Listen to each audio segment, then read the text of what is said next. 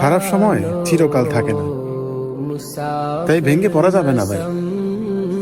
খারাপ সময় আজ আছে, কালকে ভালো সময় আসবে। খারাপ সময় নিয়ে যদি বর্তমানে আপনি চিন্তায় পইড়া যান যে খারাপ সময়টা কিভাবে কাটবে, কিভাবে এর থেকে মুক্ত পাবো, আসলে ভাই উপরওয়ালার সবকিছু দেয়া। আপনার ভালো থাকা, আপনার খারাপ থাকাটা সবসময় উপরওয়ালাই ডিসাইড করে। আমরা শুধু মাত্র ওসিলা, যে কোনো মাধ্যম দিয়ে একটা বিপদে পড়ে যাবেন, এটা একটা ওসিলা। তো আপনার জীবনে যেটা আল্লাহ তাআলা লেখা রাখছেন এটা আসবে, যে কোনো মাধ্যমে আইব। এই সব নিয়ে চিন্তা করবেন না। জীবনে খারাপ সময়, দুঃখ, কষ্ট, বিপদ আপদ, মানুষ হয়ে জন্মালে এসব আসবে, দুনিয়া বাইসে থাকলে এসব থাকবে।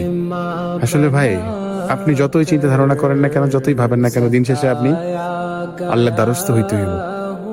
তবে নিজের ভালোটা হয়তো বা বেশি বুঝতে পারি না, তবে এতটুকু বুঝি ওই উপরওয়ালার ভালোই ভালো।